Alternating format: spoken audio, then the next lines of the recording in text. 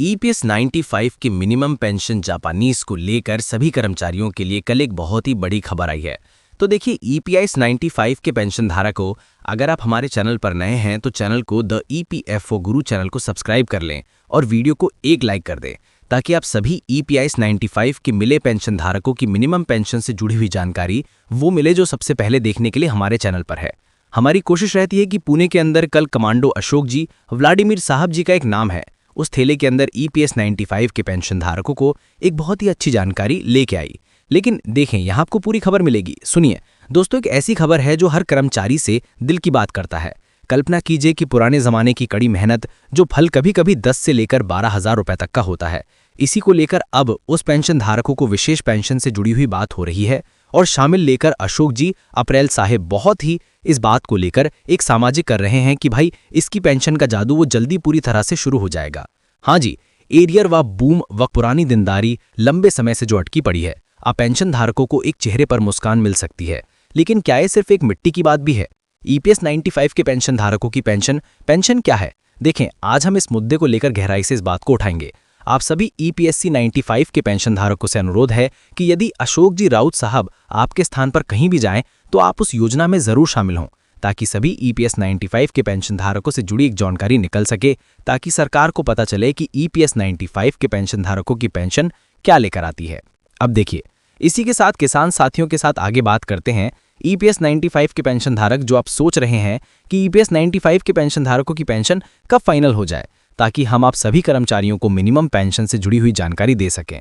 देखिए, ये एक फॉर्मूला है। जब 10 से 15 साल तक व्यक्ति को 810 या 1 रुपए की पेंशन से गुजारा करना होगा, ये उनकी अंशदान सेवा है। कि ईपीएस 95 के पेंशन धारकों की मिनिमम पेंशन को लेकर एक रिपोर्ट तैयार की जा रही है, लेकिन उस फाइल में वित्त मंत्रालय में जो अपार्टमेंट कार्ड पर रखा गया है उस पर विचार करें। आपकी राय है कि ये सरकार अब इस दौरान ईपीएस 95 पर कॉल सही तक पहुंचेगी, निर्णय लेगी कि इस कुर्सी पर कौन बैठेगा और कौन इस एरियर की बोनस की मासिक पेंशन को एक सीधा इस्तीफा नहीं होगा। लेकिन पुरानी पेंशन को लेकर आज हमारे कम से कम 78 लाख पेंशन धारक हैं। जो पेंशन धारक लंबे समय से संघर्ष कर रहे हैं, उन संघर्ष का फायदा आप सभी कर्मचारियों को मिलेगा, लेकिन बहुत जल्दी मिलेगा। ईपीएस 95 के पेंशन को यह भी बताया जा रहा है, लेकिन आप सभी ईपीएस 95 के पेंशन धारक को कहूंगा, एक और कमेंट फैले डेटा या बोनस को लेकर एक सीधी बड़ी बात चर्चा पे करते हैं। राजनीति के सूत्र अनुसार एरियर बोनस का बजट 2026 की घोषणा से पहले लागू नहीं किया जाएगा। वजह है कि सरकार के कदम राजनीतिक प्रभाव पर चलते हैं, और इसी प्रकार अब ईपीएस 95 के पेंशन धारकों की पेंशन बढ़ाने के लिए बिहार के चुनाव भी नजदीक आ चुके हैं। उस नजदीक चुनाव के अंदर क्या ईपीएस 95 के पेंशन धारकों की एक कल्पना कीजिए कि पेंशन धारकों की जिंदगी चुनावी रणनीति का एक हिस्सा बन चुकी है? क्या पेंशन एक राजनीतिक हथियार में बदल चुका है? ये सवाल है कि अब ईपीएस 95 के पेंशन धारकों की पेंशन को लेकर कब तक एक बड़ी खुशखबरी मिलेगी? कि अशोक जी राउत साहब जी ने खुद ने 25 साल ईपीएफओ सिस्टम को के अंदर से देखा है और फिर उन्हें सिस्टम के खिलाफ खड़े हुए हैं। इन फाइलों को लेकर, बीमारियों को लेकर उनकी टीम के बार बार दोहराया जाता है, और साथ में 7,000 रुपये न्यूनतम पेंशन लागू हो। और क्योंकि उसका बोनस एक बार मिलता है, अगले महीने के अंदर महंगाई भत्ते और राहुल जी के पेंशनों के शब्द को लेकर कुछ हम कह भी नहीं सकते हैं। तो देखिए, ईपीएस 95 के पेंशन धारकों में आपसे ये भी कहना चाहता हूं कि आपकी मिनिमम पेंशन से जुड़ी हुई जो मासिक पेंशन है, उसको लेकर आप बिहार के चुनाव नजदीक आए हैं।